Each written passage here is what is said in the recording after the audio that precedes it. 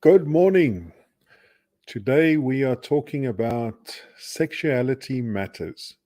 That topic that very few people actually want to talk about. And we have a whole bunch of people joining us. We have more than 40 people from LinkedIn that responded positively to the invite. And we have people on YouTube and we have 2 Facebook channels joining us. It's exciting to have everyone joining in and participating. And I hope that you will say hi via the comment section. And if you have questions, that you'll post it in that comment section.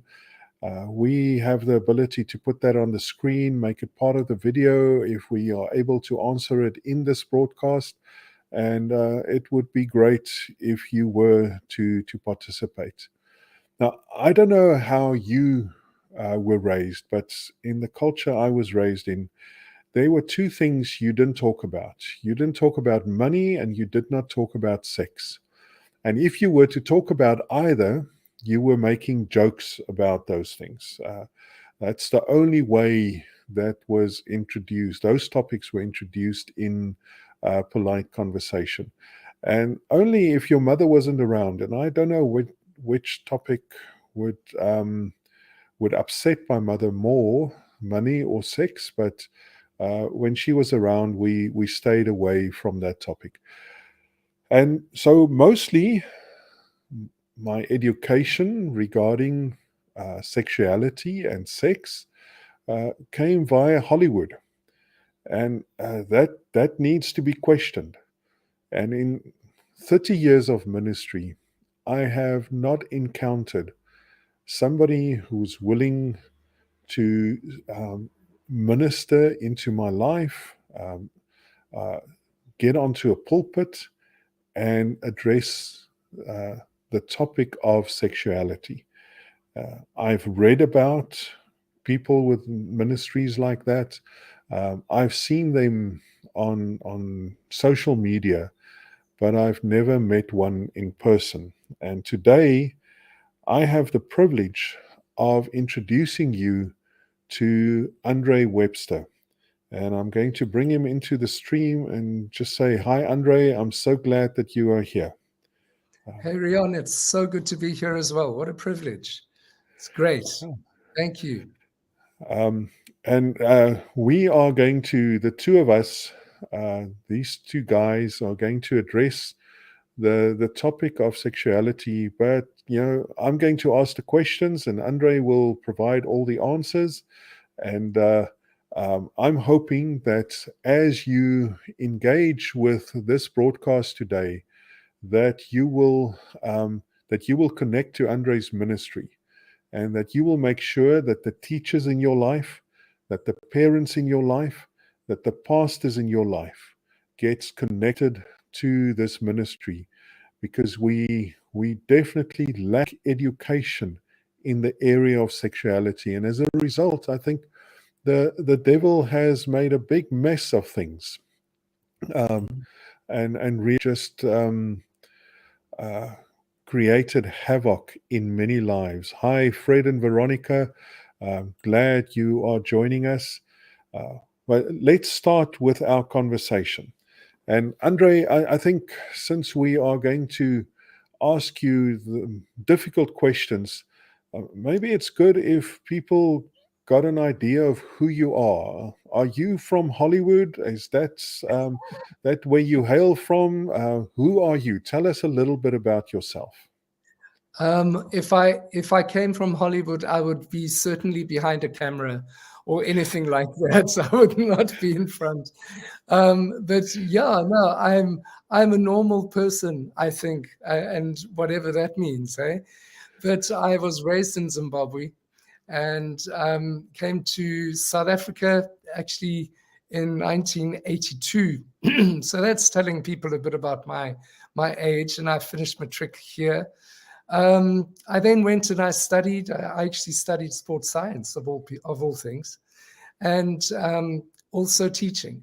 And so then I taught for 5 years, and after that, I had the privilege of being able to go to China, and we did a mission trip with our 2 young children in a time where China was pretty closed, and then came back and started a new high school and took their matrics through. And eventually we as a couple, my wife and I, were just realizing that so many people just could do with a bit of leadership training. So we actually set up a Year of Your Life school.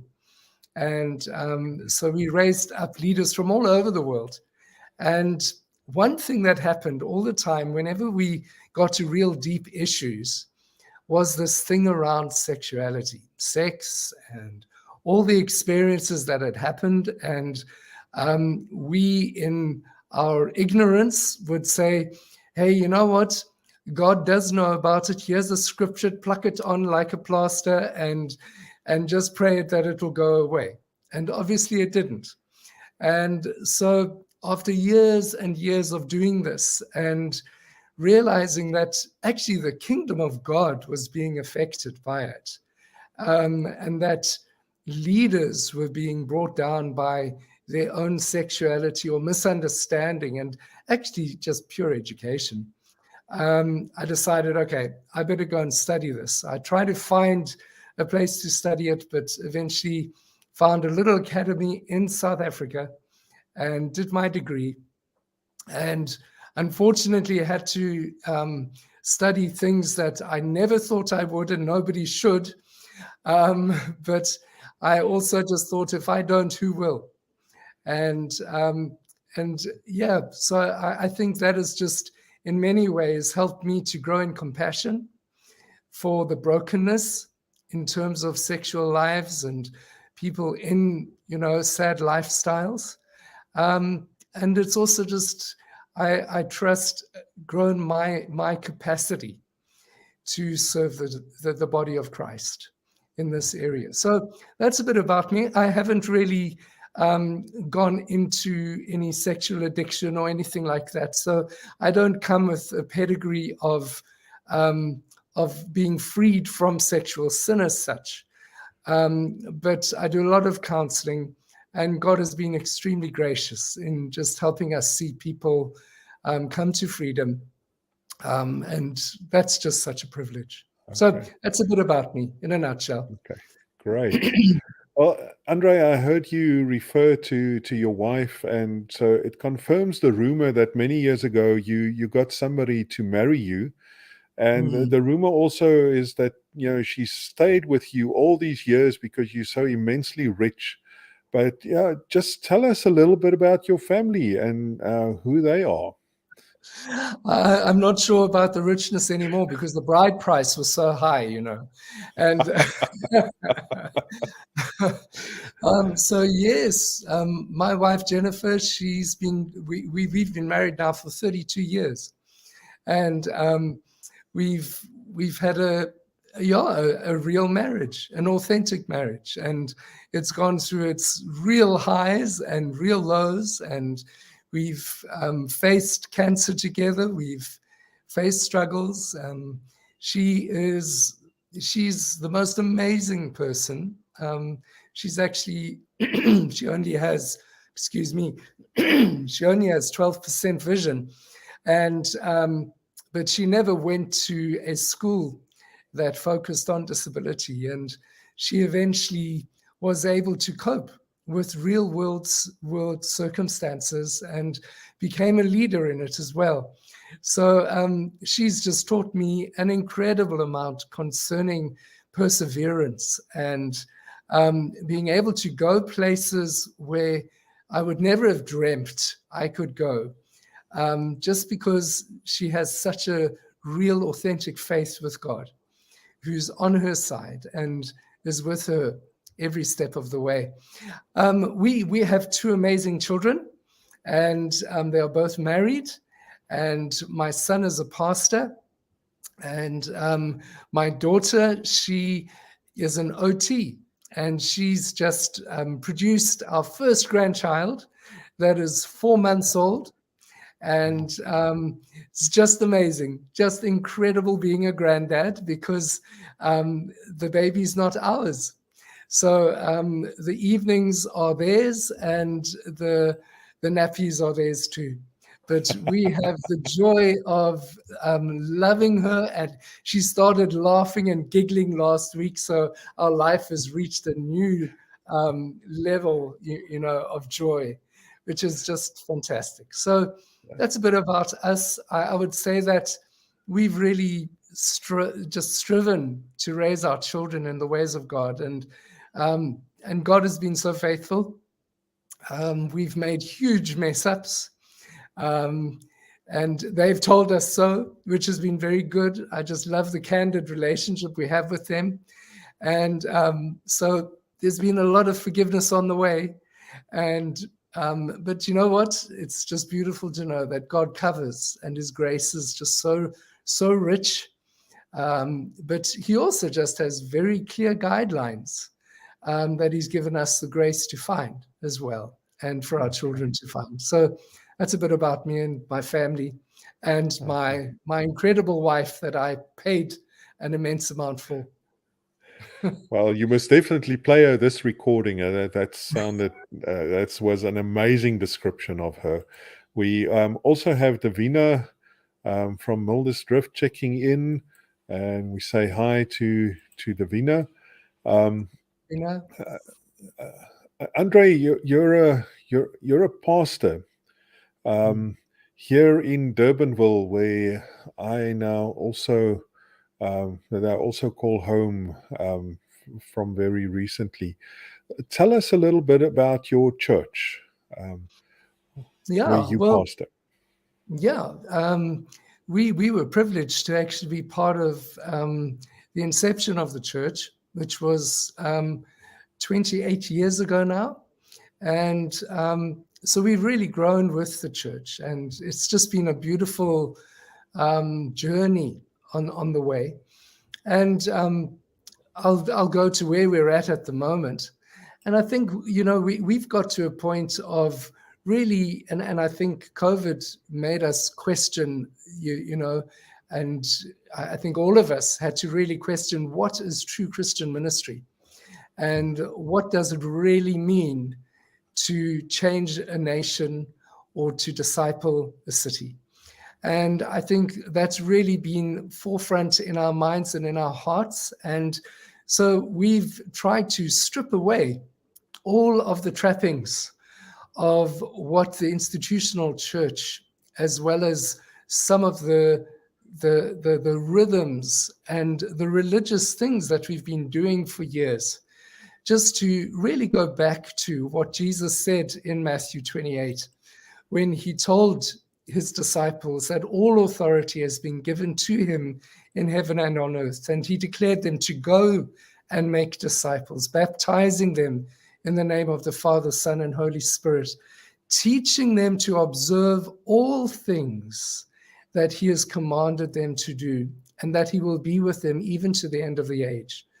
And so our hearts have really been to say, how are we going to make disciples that will make disciples that will make disciples, that will actually shift a nation, that will shift a city, that will shift communities and societies. And we've really striven to become extremely focused on the needs of our society, rather than saying that the society needs to come and meet our needs.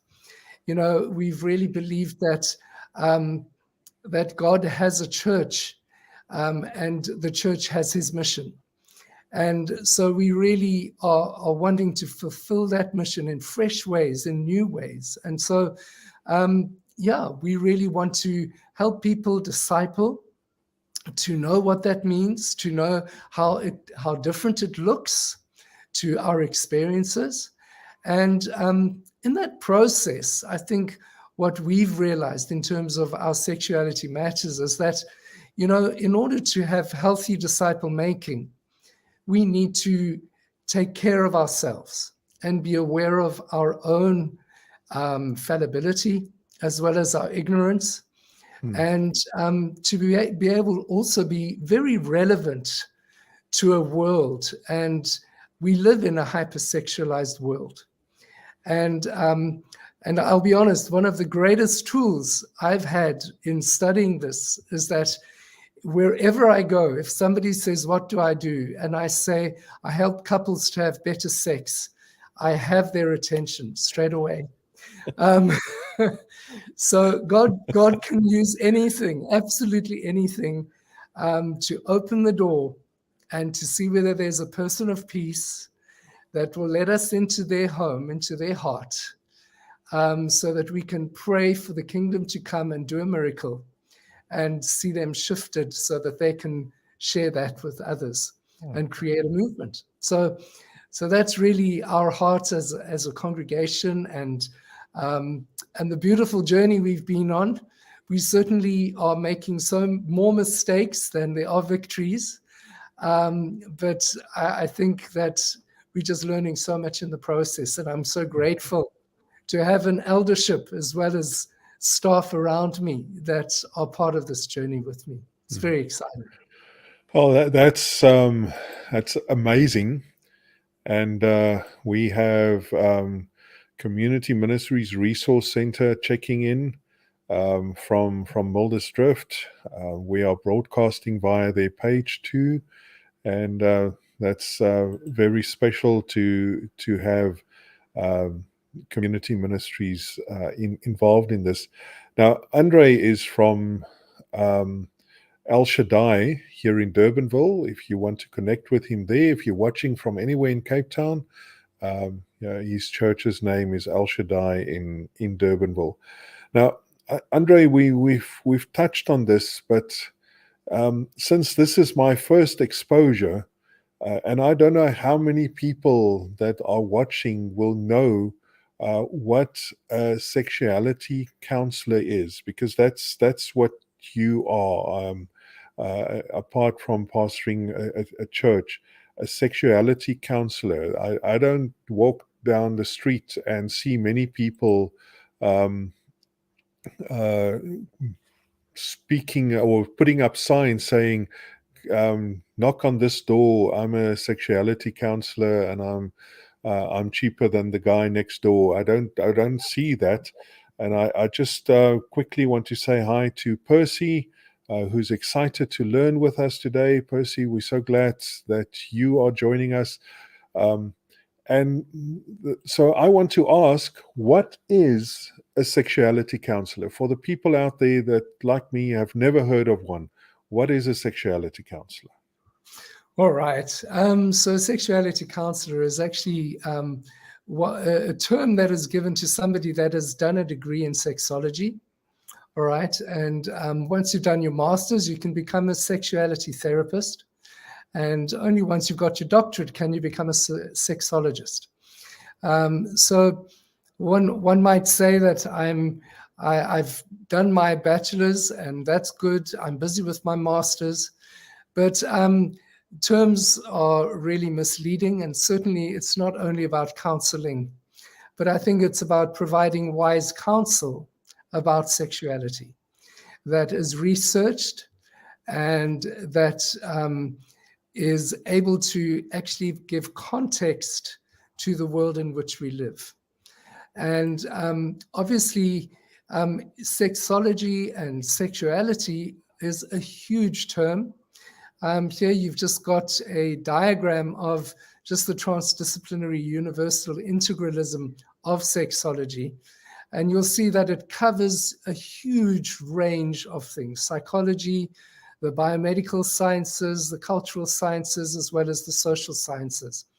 And so there's still a lot of contention around sexology as a topic because it is a new science. And so many people are wanting to fight to say where it fits in. And I'm just very grateful for the professor I have, who just understood that sexology is not only meant to be in the medical sciences. It's desperately needed in the social sciences, within church, within cultural sciences, within education and ethics, and even within the legal system. There's a need for the understanding that you gain through studying sexology. And so, yeah, sexology is about the ethics behind it, the basic physiology and endocrinology around our sexual being. It deals with our worldview and the ethics of the day, or of where it all comes from. And obviously, relationships are central to it.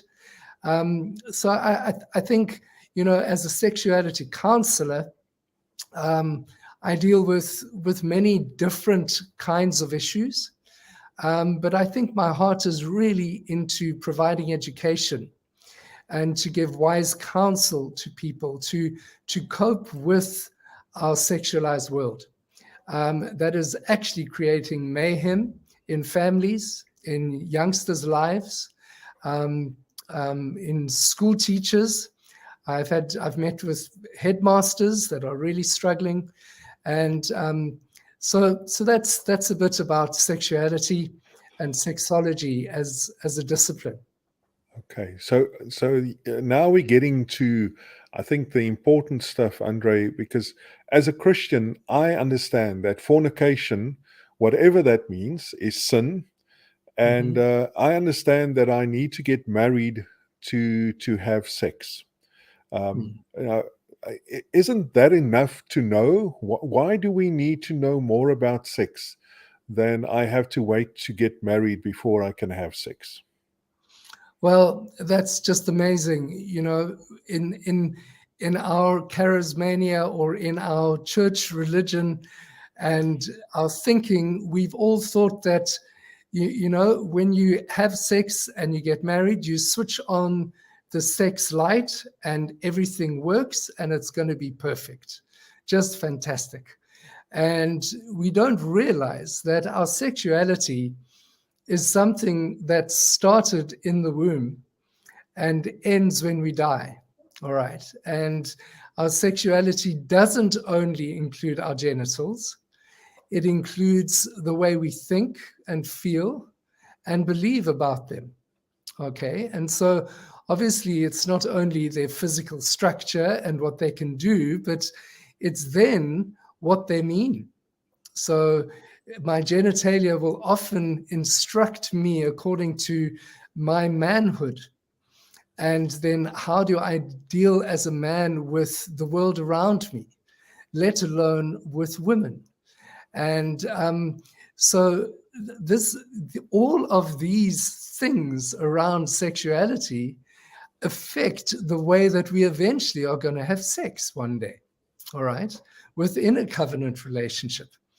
And we don't realize that we carry these deep entrenched scripts in our being around sexuality, what it means in terms of my gender identity, my gender role, my gender orientation, my gender preference. Then we go to my sexual preference. How did I cope with puberty, and what was a healthy way to cope with it, because from my generations, our parents did a terrible job. They did nothing. And so we all had to make up what it meant. And so I think for me, the gift of sexuality has been to really understand what can be healthy, and then to look at good health and say, well, then what does the Bible say? And how does the Bible actually speak to this good health? And I think it's just been so exciting. You know, in that scripture we had before, it said, and Jesus will be with us until the very end. Well, he's also been with us from the very beginning. And he has seen it all. There is nothing new under the sun. And so while we think that we live in a hypersexualized, unprecedented sexual time, you know, there've been as difficult times in the world, and God does have an answer to them. And so it's just been a beautiful journey for us to just start understanding that each of the developmental phases of sexuality development that have crucial steps within them can actually be spoken to directly from the Word of God. And it just brings them alive and brings such health and wholeness to people. Andre, just a question that we did not discuss beforehand, but I assume all teachers understand a child's sexual development and the different phases, that every teacher you've ever spoken to understand that fully. Is that correct? I was a teacher, and lo and behold, I had no cooking clue, and I was teaching pubescence. And obviously, because I hadn't known, I tried hard, but I did a very poor job. I think the sad reality is that there are very few universities and teaching modules that actually cover sexuality at all. It may be covered in life orientation, but very much from a reproductive perspective, and then obviously from a safe sex context. Within the life orientation program, they also deal with gender, and that is obviously from a very secular stance. We understand that cultures and the world as it is today sees gender very differently to a covenantal stance of gender. So I think, no, teachers are not trained in these ways. I think even people that call themselves experts in the medical fraternity do not have an understanding of basic issues around sexuality that can actually help them hugely. Sure. So yeah, it is a new science and is growing and developing. Okay. So you've been talking about a biblical covenantal worldview. What is that?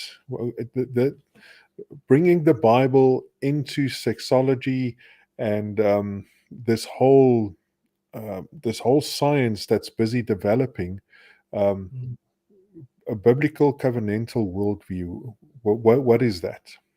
Okay, so it's just been so exciting for us to explore covenant and to realize that actually covenant is an outworking of what real love is, really.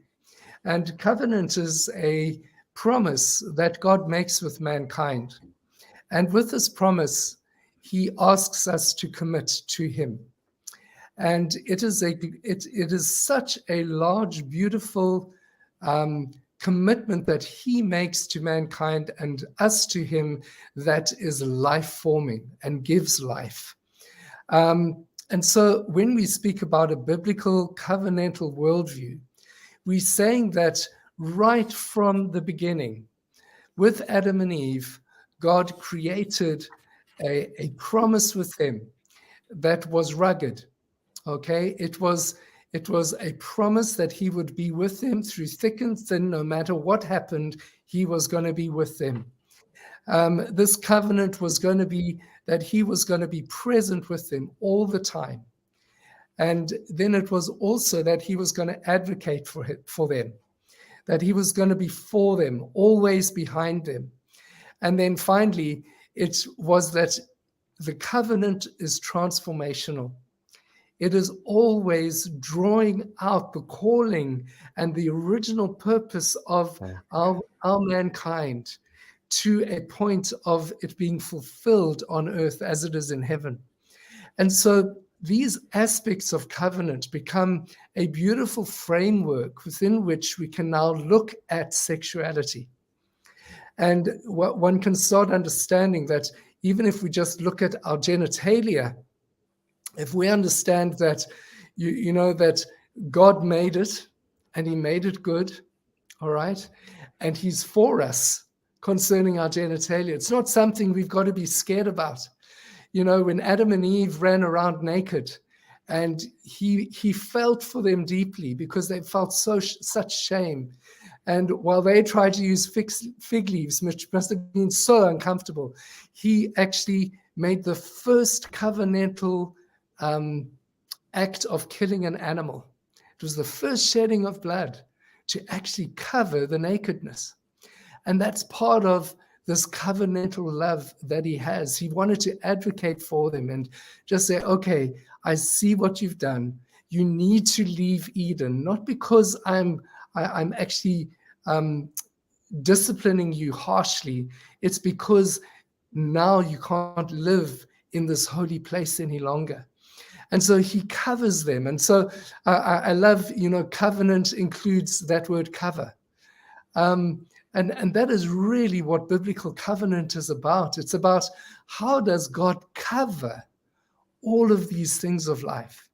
And how does he instruct us to live so that we can live under that covering? And so, yeah, we just see that covenant is just a beautiful gift that God gives us, but it speaks to all of the aspects that sexuality covers, which is, from sex itself, all right, to gender, to all of the aspects I spoke about, pleasure, satisfaction, reproduction, all those things. Okay. So, yeah, this is a very diverse, very broad topic, and we don't have all day, but I think you could talk to us for days on end, and we'll just be learning new things the whole time. Can I ask this question? What are the typical mistakes in your exposure as you counsel people that Christian parents often make? We refer to our parents, and there's nothing that we can do about what they did many years ago. But what typical mistakes do Christian parents make, and just some insight so that we can be better with our children? Yeah, well, I think the first one is that we need to develop a vocabulary around this, and one that we are not ashamed about, so that we can actually talk to our children about this. Now, for many of us, we've thought, okay, we're going to have to do the sex talk sometime, and we hold our breath until that day comes, and then once it's happened, we've all felt very embarrassed, and then it's done. Ons is nou finished and klaar. Now we can move on with life, okay? And I think that is probably the biggest mistake we do make. And it's forgetting that sexuality starts in the womb and it is developing all the time. And so, you know, as we've done our workshops with parents and things, it's just been a wonderful time to help parents realize they actually do have the vocabulary, because our sexuality is so natural, you see. Sexuality is natural. Sex is something precious and holy that needs to be kept for covenant. But sexuality is something that is just part of our being, and we all actually know about it. But we've just got to, in a sense, link the lines and let it all fall into place. Okay. All right. And so I think it's just helping parents to realize that, talking about our sexuality right from the time a child is born is healthy. But now also we've got to realize it's not just talking about the sexual act. It's talking about the fact that when I'm changing the nappy and my other child is watching, to talk about the genitalia and why you wipe a little girl from the front down instead of the other way. And in that process, you're giving context to the child about their sexuality. It's making a child aware of the fact that actually in the womb, a little boy can have an erection, and it doesn't only start when he goes through puberty. And so being able to talk freely about these things as them being completely natural and not something to hide, but also placing that very safe covenantal environment within which to talk about it. And I think that's the key, you see. And so for me, it's a matter of parents being able to firstly deal with their own sexuality issues, because we all have them. There's not a person on the earth that doesn't have a sexuality issue or brokenness around it, because sexuality just goes straight deep into our spirit. And when it hasn't been noticed or spoken about in a healthy way, it creates shame from the beginning. Okay. And so it starts making us believe that we ourselves are in some way faulty, and it's not just what we do. And so, a lot of the journey of helping parents is for them to come to terms with their own sexuality. Why do I think the way I do concerning a man looking after finances? Believe it or not, that has a whole lot to do with sexuality. Because when I was raised, being a man, and what I saw was that he took control of finances and only gave mum a certain amount of money, but she didn't have control over the rest. And so my understanding of manhood now, which is to do with gender and my sexuality, which comes down to the fact that I do have a penis, all right, is all linked. And so actually deconstructing those worldviews that we as adults carry and that we don't even know we carry, okay, is the start. And so that we can then, when our child comes one day, and wouldn't it be marvelous if this were the case for every dad, that their son who had had a wet dream comes and says, "Dad, I had a wet dream last night." And his dad isn't embarrassed, doesn't think it's a huge psychological thing that he needs to send his child for trauma counseling, but can actually say, "Hey, you know what? I also experienced that. And I also felt really embarrassed, and it was just so awkward, and I didn't know how to cope with it. So I can understand how you're feeling today, but let's just see, what does God say about this, and what do we have, and why did it happen?" Okay, and so for me, it's removing those sex talks as being moments or events and making it part of life. Okay. And that is how I would really just encourage parents. And because we've unfortunately seen it as being the big topic that you said right at the beginning, we just don't talk about. And a lot of it is because of our own shame around it. And so just getting good, healthy, wholesome, researched facts is a good start. And then to be able to say, well, that's how I was made.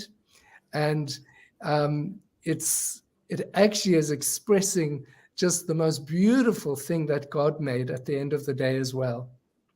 And to celebrate these things as well. Yeah.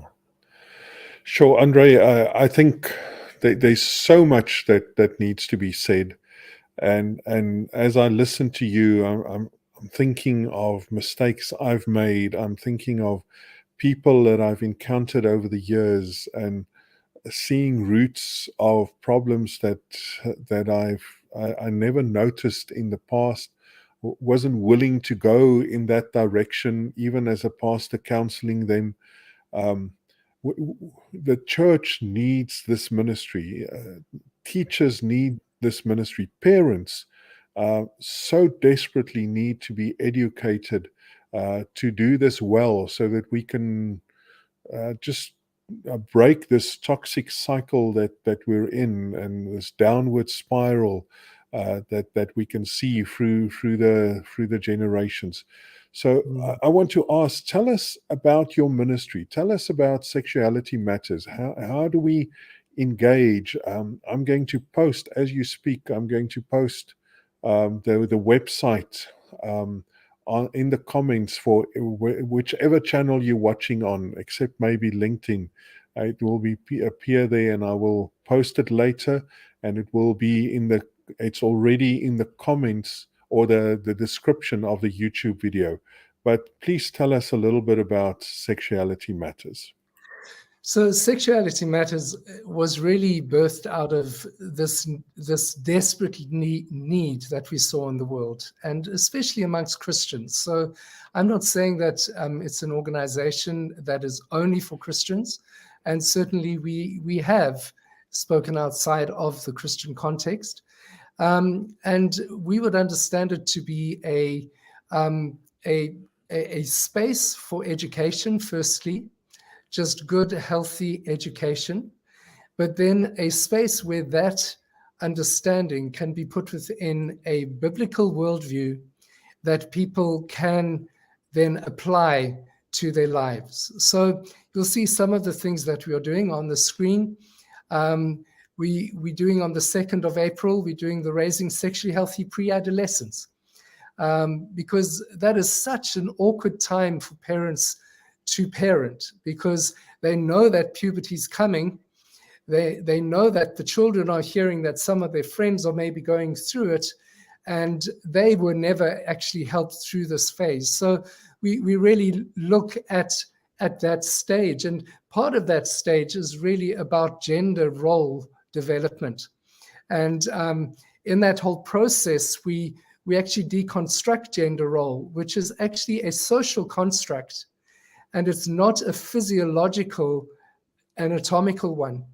And so, you know, at this pre-adolescent age, the child is constantly trying to work out, how do my gifts and my talents actually fit the world's perception of what it means to be a man or a woman? And then how do I really bridge this gap?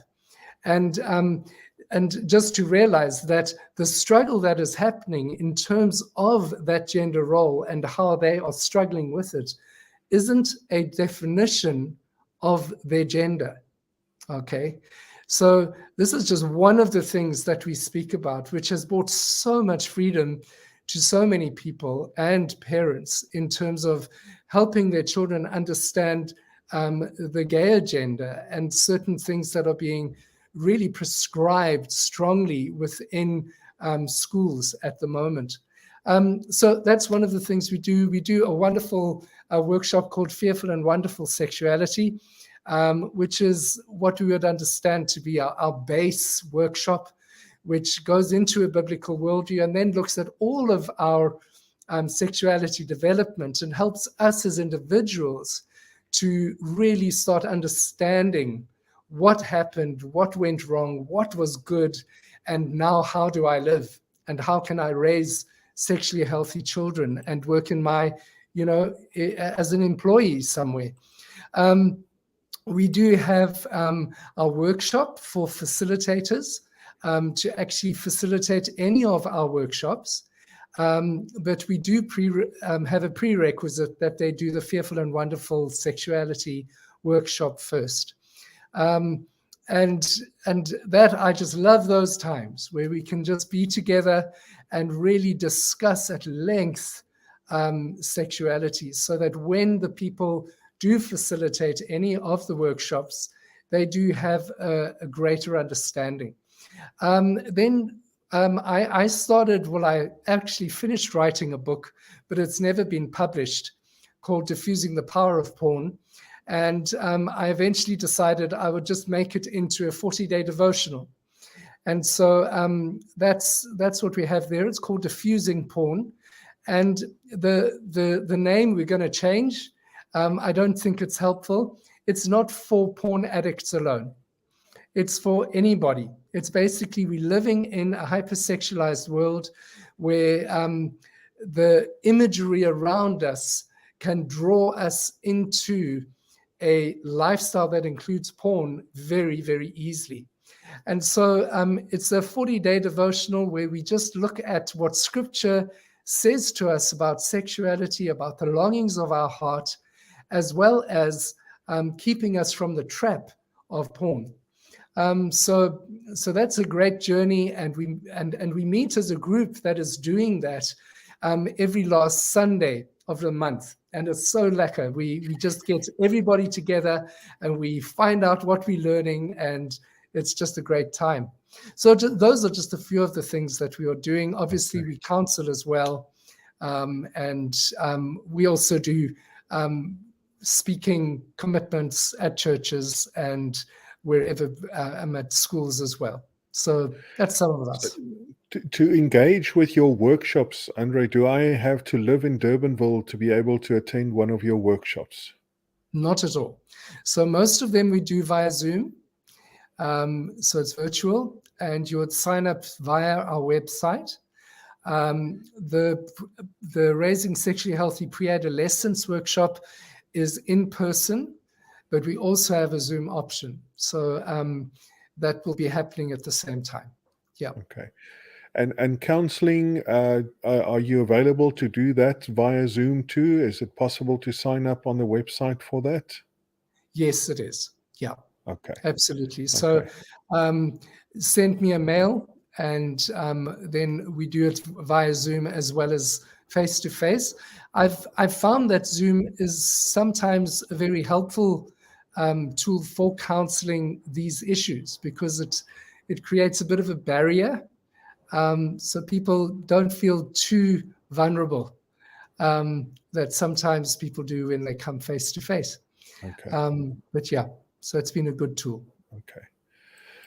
Okay, so Andre, I'm so grateful for everything that you've shared with us today, and just for the light that you switched on in an area that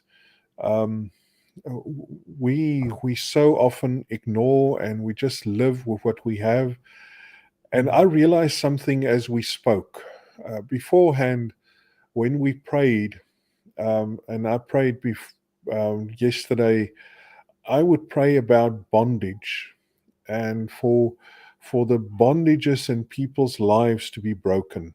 And I think that there's definitely huge bondages around our sexuality, and it's bearing fruit. It's bearing very bad fruit in our lives. But you used a term a couple of times, and you spoke into our brokenness around our sexuality, and the one leads to the other. But I would just want to speak to everyone that's watching this video, whenever you're watching it, and I want to ask you to respond to your brokenness regarding your sexuality. Stop ignoring it. Stop pretending that it's okay. It is time to respond to the brokenness in your life. That's the result of bondage. That's the result of a lack of knowledge. That's the result of wrong knowledge. That's the result of experiences that hurt and that caused a lot of pain. It is time to do something about that. And if you are a teacher, or a parent or a pastor, it is so important that you are able to respond well to the brokenness in those around you, the children that you are teaching, the children that you are parenting. You don't let the cycle continue. And it is time to respond to the brokenness in your life around your sexuality, and to help those around you and to be equipped. So I want to encourage you today to engage with this ministry. Make use of the tools that's already been created. There's not a lot of material around. There's not a lot of ministries that's focusing on this. Maybe God is calling you today to equip yourself, to get onto a journey with Andre, and to equip yourself as a facilitator of these workshops, so that in your space, in your sphere of influence, people can be helped. Today might be that day of calling. So go to the website, link up, sign up for one of the workshops, send an email, get a counseling appointment, invite Andre to come and speak at your school, at your church, to your leaders, to the people of influence in your community. Engage with this ministry. It's the call to action of the time you've spent with this video. And I hope you hear God's voice in this, and that you respond to what He specifically wants you to do in response. And Andrea, in closing, won't you just share a little bit of your heart? Thank you for everything you've said today, and thank you for all the knowledge and the compassion that you have brought to this ministry. Just close our broadcast. Thank you for what you have given of yourself. Yeah, thank you, Rion. I think for me, everybody, we've got to just know that Jesus understands, and His work has created a way for a full redemption. And that redemption goes to the deepest parts of our beings, and our sexuality and our brokenness in this area stunts us and deforms so many things that we are and do and become. But it's just a beautiful, beautiful journey when we allow God into those places that are sometimes so shameful and that have caused bondage. And so my prayer is that as you listen to this, you will hear God's heart, but also know the full redemption that is ours, that is transforming, that all the pain and brokenness of our past can become an incredible tool in God's hands for His kingdom to come on earth as it is in heaven. So God bless you.